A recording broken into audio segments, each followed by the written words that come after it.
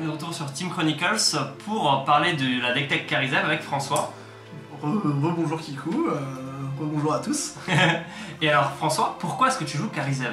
Alors, je vais détailler un petit peu l'histoire de Mono Rouge rapidement.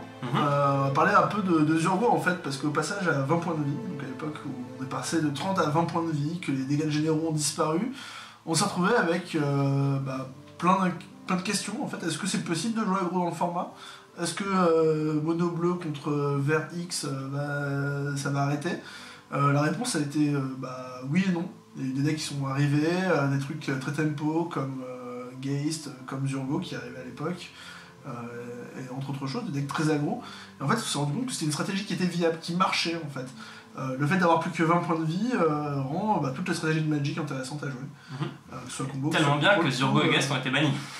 C'est ça, Geist a été banni avant parce que le côté pas d'interaction c'était pas plaisant, couplé avec des contres et des bonnes cartes de tempo ça marche pas. Et la meilleure couleur Magic, le bleu. Zurgo ça a mis plus de temps parce que ça a été en plusieurs phases. On a banni Vortex Sulfureux, Price of Progress, Fire Blast et Demon de la Grande Révélation, de la Grande Célébration, excusez-moi. On s'est même demandé pourquoi on bannissait des 2-2 pour 2 mana qui étaient moins fortes que Pilier Pyrocynique qui est resté. Enfin, il y avait plein d'inquiétudes sur cette banlist où allait le format, si on était obligé de ban des trucs comme ça. Et en fait, la bonne solution, ça aurait été de bannir Zurgo à l'époque directement. En fait, la carte était trop forte.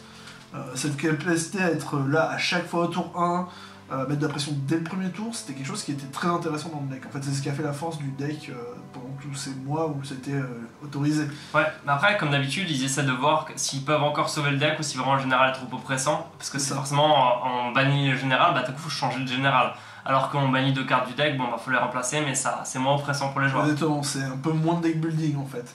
Là du coup avec le ban de Zurgo, il y a certains joueurs du format qui jouaient ça et qui faisaient des top 8 très régulièrement, voire des premières places assez régulièrement. Ces joueurs là ont délaissé complètement Mono Rouge en fait.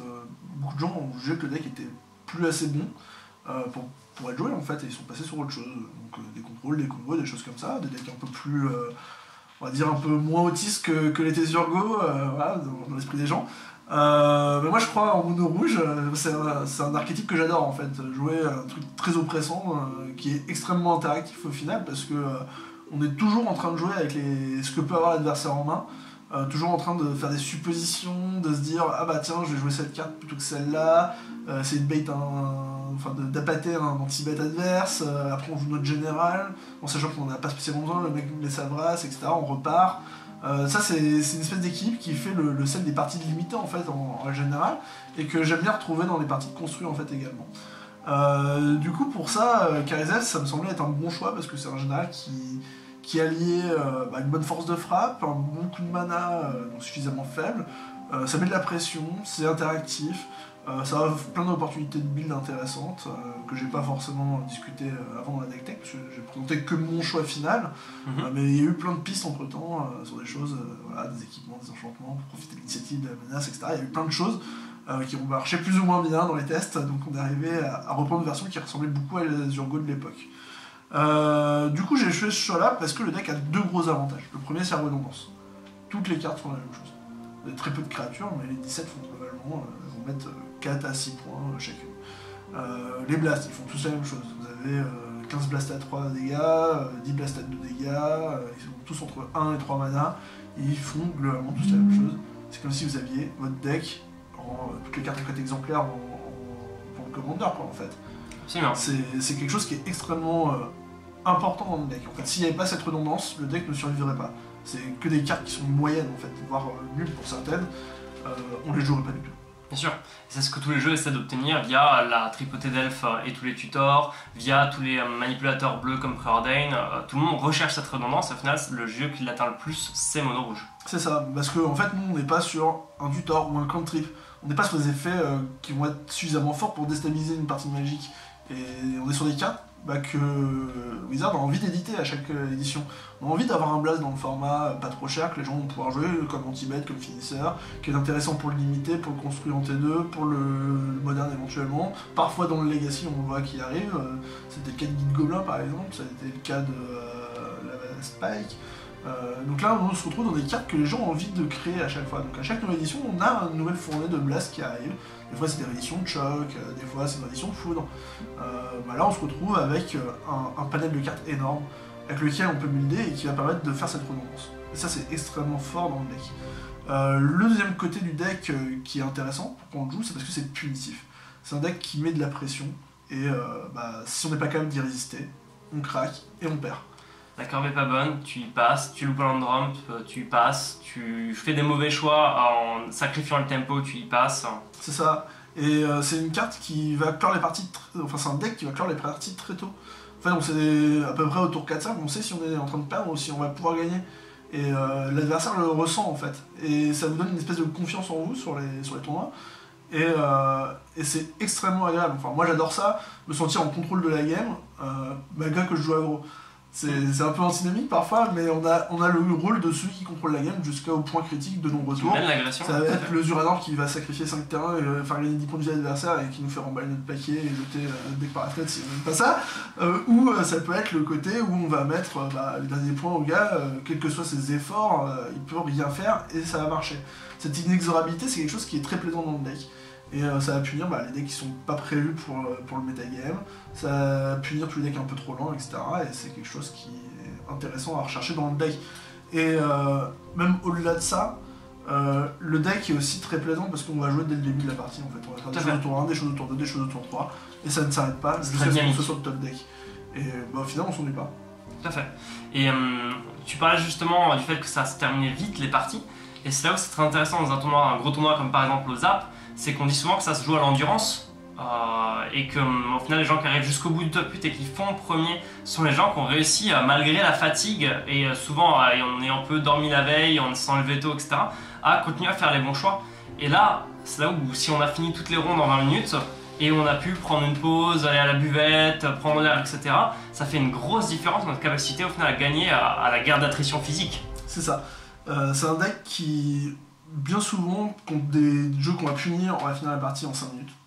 Alors on s'est installé, les arbitres ont lancé la ronde, on joue nos 2 parties et on est reparti à la buvette. C'est un deck qui va rarement dépasser les 20 minutes de ronde, et si ça dépasse, en général, c'est qu'on va perdre. Ou que les games sont très serrés, ça peut arriver, ou qu'on a un adversaire particulièrement lent, mais globalement, c'est un deck qui vous repose en fait. Alors c'est un deck qui va vous demander 5 minutes de concentration absolue, vous allez devoir prévoir tous les coups à l'avance, c'est un peu comme des joueurs d'échecs en fait pendant les 5 premières minutes, mais une fois que c'est fait en fait, vous avez le temps de vous reposer jusqu'à la prochaine ronde. Et ça c'est très agréable, et puis pour moi en tant qu'orga, ça m'est arrivé de jouer quelques fois dans les tournois des apps, et ça me permet de jouer et d'organiser en même temps. Et ça c'est quand même appréciable parce qu'on peut aller à la buvette fabriquer des sandwichs pour les joueurs entre la première et la deuxième ronde, sans sacrifier une ronde entière en fait, on n'a pas besoin de drop pour continuer à jouer. Et ça c'est quand même intéressant, et c'est quelque chose, c'est pour ça que moi je continue à jouer le deck malgré tout ce que les gens disent, etc. Mais en plus le deck est fort, donc on allie l'efficacité, la façon de s'économiser jusqu'à la fin, et ça fait la différence en top 8 effectivement. Tout à fait, c'est l'un des meilleurs rapports qualité-prix du format.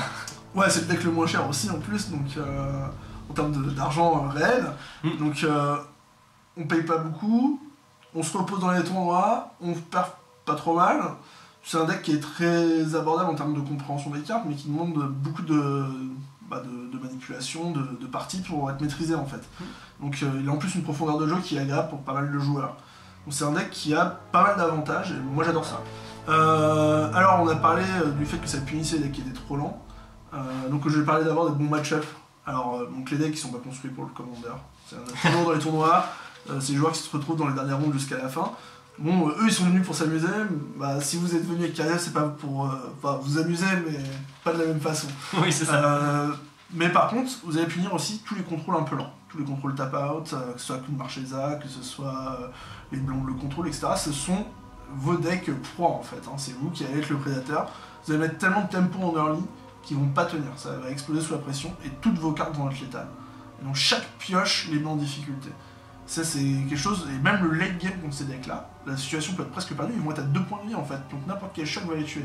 Et c'est des situations où eux ne veulent pas se retrouver, et vous allez les forcer dans ces situations là. Donc c'est un très bon match-up. L'autre bon match-up c'est les decks mono bleu. Voilà. Même s'ils sont combos, les high-tail, les machins, ils partent moins vite que vous, ils sont moins stables. Vous mettez de la pression et ils interagissent très mal avec vous. Vos créatures ont la sécurité, donc les bouts ne sont pas efficaces. Vos blasts sont pas chers, donc les comptes qui vous demandent de payer du mana sont pas efficaces. Vous allez pouvoir jouer 3 spells dans le même tour, crédit de commande c'est nul. Ça, ce sont des choses, vous allez vous retrouver comme ça contre un deck qui peut presque rien faire. Et ensuite, le dernier très bon match-up dans les decks qui sont très joués, c'est Arabo. Pourtant, ça joue des créatures qui sont fortes, qui sont pas trop chères. Il peut faire la course avec vous. S'il commence, la partie peut être serrée. S'il commence pas, vous l'éclatez. Les chats à 1 mana, ils ont tous 1 endurance ou 2 d'endurance maximum. Tous vos blasts qui mettent sur les joueurs, les créatures passent bien. Pyrokinésis, c'est magnifique contre ce deck. Vous avez suffisamment d'anti-bêtes pour gérer tout ce qui place. Et il n'y a aucune sortie qui peut être vraiment contraignante pour vous. Et votre général en plus est très bon contre lui. Voilà. C'est là où en fait Arabo est très mauvais sur la défensive et a rarement plus d'une menace à gérer, enfin à proposer. Parce que du coup il y a son chat qui arrive, on lui met le bonus de +3/+3 et il prend son blast en réponse et c'est fini. C'est ça, ou même il a joué son chat, on met le blast et puis on attaque. C'est bien souvent ce qu'on va faire. Et avant qu'il ait une chevalière du reliquaire suffisamment grosse ou un tarno ou quelque chose comme ça, c'est le moment où vont arriver nos créatures qui empêchent de bloquer. Et c'est clairement blanc-vert, c'est pas une bonne combinaison de couleurs pour lutter contre mono rouge de ce côté-là. Il y a certains decks qui jouent ces couleurs-là qui vont avoir d'autres armes, mais Arabo ne les propose pas. Et il y a peu de gain de points de vie, à part des chèques elfiques, mais ils vont mourir, comme on l'a dit, sur les premiers blasts.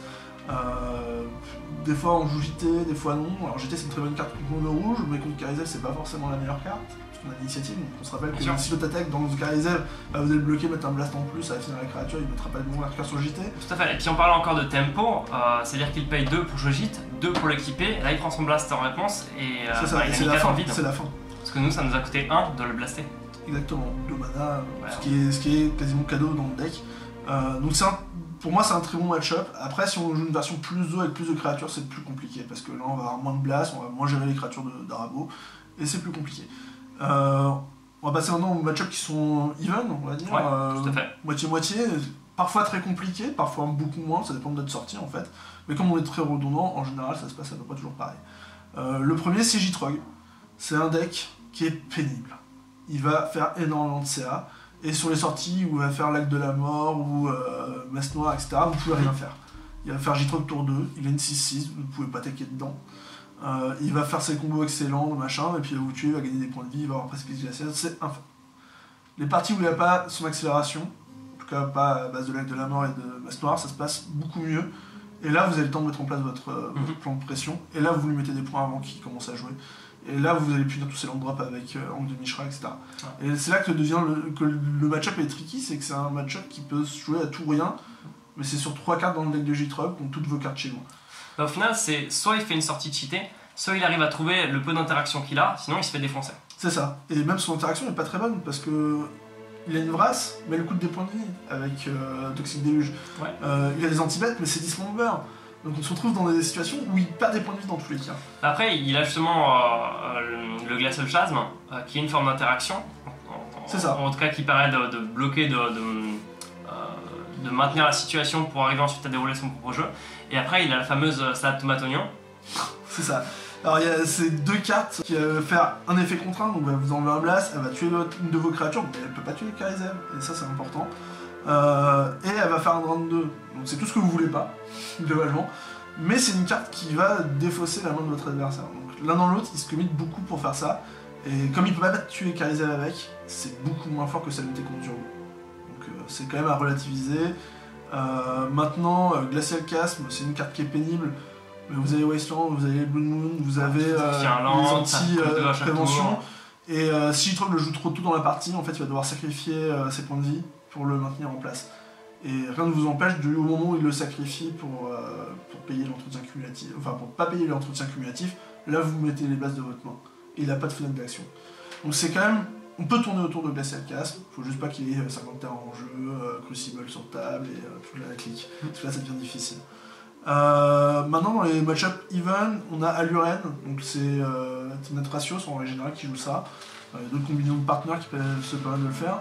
En fait c'est des decks qui vont jouer beaucoup avec leurs créatures, qui vont faire des créatures qui sont globalement très résistantes, assez résistantes, en tout cas plus résistantes que vous frappez avec les vôtres. Et les jouer en nombre, c'est très difficile à disrupt parce que c'est des créatures qui vont arriver en jeu et faire leur effet. Et donc on va se retrouver dans une catégorie de deck qui peut être pris de vitesse par Karizev, largement. On peut atomiser tous ses elfes avec pyrokinésis, etc. Donc ça c'est jouable. Par contre, Thrasios c'est une bonne créature pour bloquer, ça bloque très bien notre jeton à Gavan. Tymna ça fait gagner des points de vie. C'est des généraux qui sont pénibles, c'est beaucoup de CA pour l'adversaire. C'est dur de tenir la pression, mais si vous êtes sur le play, ça peut se passer très très bien. Voilà, c'est ça. En fait, la difficulté, c'est que autant c'est un jeu qui peut être instable et qui peut avoir du mal à trouver sa combinaison de cartes et à partir et à le faire suffisamment vite pour être contre Zurgo, autant les deux généraux au final permettent de tenir, de gagner du temps face à Karizev, pardon, pas Zurgo. Du coup de peut-être essayer de trouver justement cette interaction là, et parfois ils vont juste avoir la fameuse sortie improbable qui gagne trop vite, comme on a vu au Zap avec le tour de kill sur Aluren et ce genre de choses là. Donc comme Jitrog, il peut y avoir ce genre de situation là, mais le plus souvent c'est plus le deck qui va nous grinder au final.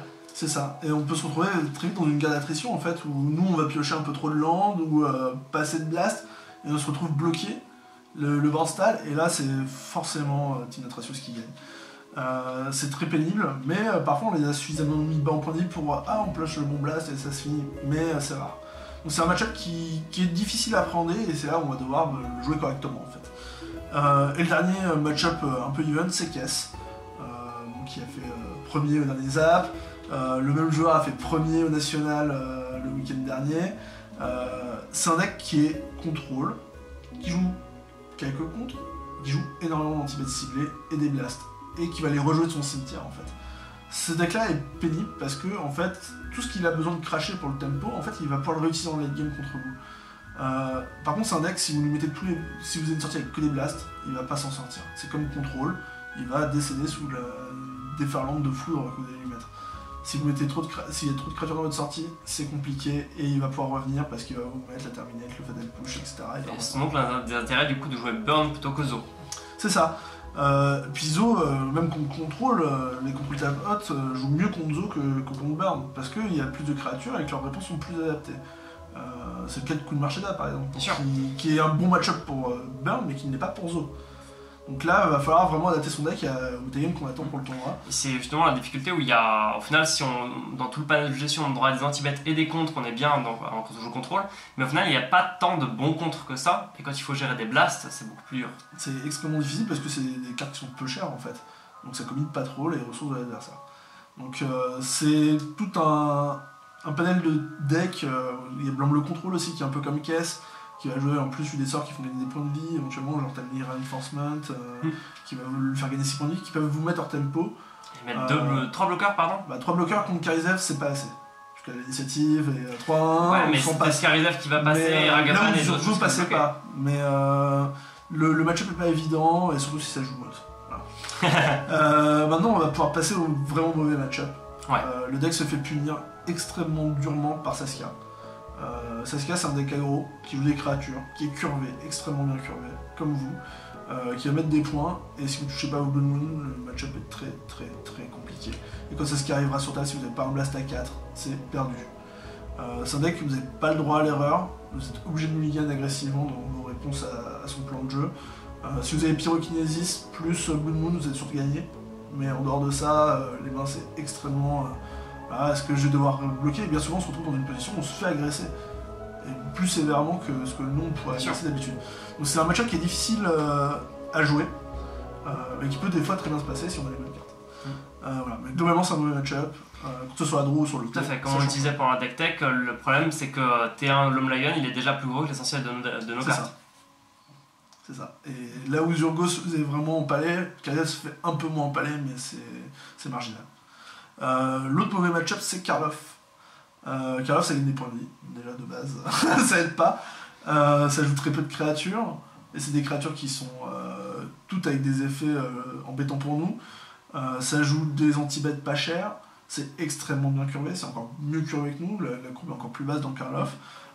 Et c'est un deck qui est avec une rapidité de kill assez haute, avec un général qui grossit quasiment immédiatement quand il touche la table, avec des sortes de protection contre les couleurs de son choix, etc. Donc on se trouve bien souvent, si on n'a pas les mana open pour le tuer directement en général, on se retrouve dans la merde. Par contre, le match-up peut très bien se passer si Karlov garde une mauvaise main, voilà. Mais on a pu voir en DTC, je crois, en finale, où Karlov se prend 2-0 par un Zurgo. parce qu'il a gardé des mains où il y avait trop de créatures par exemple. Et là, passer le gain de point de vie, passer l'interaction, il se fait détruire. Mais si Karloff a une main interactive, c'est pas possible.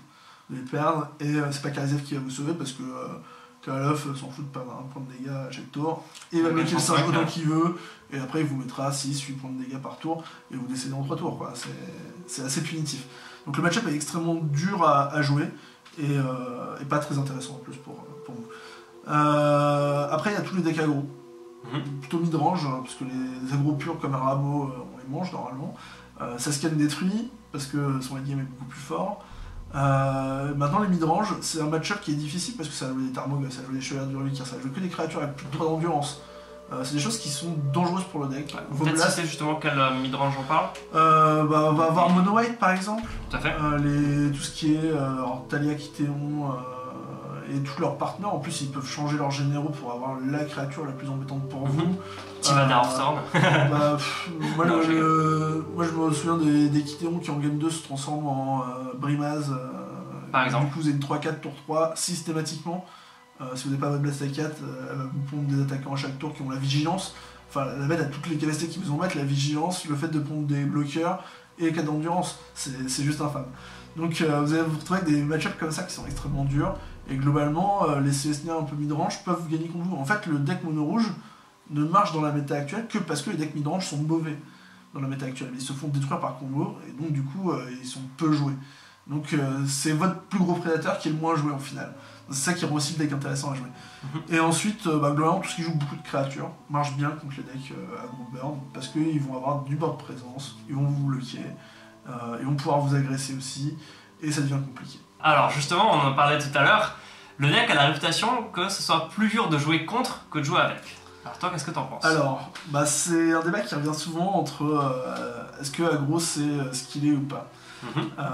Magic, en fait, tous les decks demandent énormément d'investissement pour le maîtriser.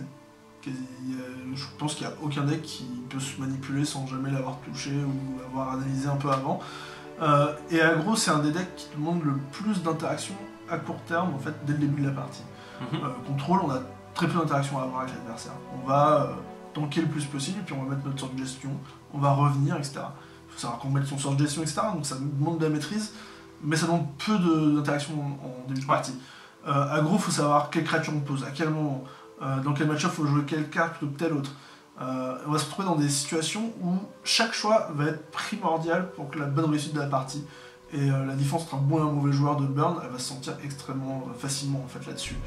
C'est là où on a des joueurs comme Soratami dont tu parlais tout à l'heure, qui vont se retrouver très régulièrement dans le top 8, parce qu'ils jouent extrêmement bien, qui séquencent bien ses spells, qui réfléchit avec plusieurs tours d'avance sur comment il va séquencer ses sorts justement, comparé à d'autres joueurs qui eux vont jouer plus au feeling, et au final ils vont avoir joué leur bête trop tôt, trop tard.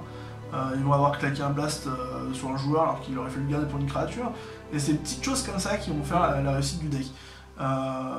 C'est vrai pour Kaizen, et puis c'est vrai pour plein d'autres decks, que ce soit Saskia, etc. Mais on est quand même dans un deck qui joue beaucoup de sorts, peu de créatures, et au final c'est pas si autopilote que ça. Souvent ce que j'observe c'est que c'est beaucoup des joueurs de contrôle ou de combo qui vont se plaindre qu'aggro est facile à jouer, mais le fait est que c'est pas justement contre ces jeux là qu'aggro est le plus dur à jouer, parce qu'il faut séquencer, voir qu'est-ce qu'on est prêt à risquer face à la brasse, ce genre de choses là.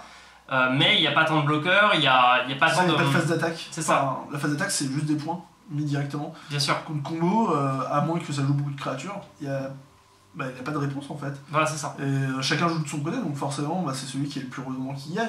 C'est ça. Bien souvent, c'est pour ça qu'on se plaint du fait que le deck est un peu facile à jouer, etc. Après, il y a des joueurs d'aggro qui se plaignent aussi. Mais ça fait beaucoup de Zurgo en tout cas. En tout cas, ce qui est assez intéressant, c'est que c'est là où il y a le plus de choix et où justement on parlait de présenter le plus de choix, c'était pour ces phases d'attaque et de bloc. Et au final, c'est peut-être justement dans ces match-up aggro contrôle qu'on va avoir le plus de réflexion côté joueur aggro, et c'est là où au final vont se distinguer les bons et les mauvais joueurs. C'est ça. Et c'est aussi là où c'est le plus intéressant à jouer en fait quand on joue aggro, c'est que Magic c'est quand même un jeu de réflexion, un jeu de stratégie, et jouer tout seul face à un mur, ça n'intéresse pas les gens. Et jouer contre d'autres decks aggro, d'autres decks qui ont présenté des bloqueurs, etc. C'est là où on retrouve toute la maîtrise du jeu en fait. Et c'est là où une bonne expérience en limité par exemple va beaucoup servir à un joueur d'aggro.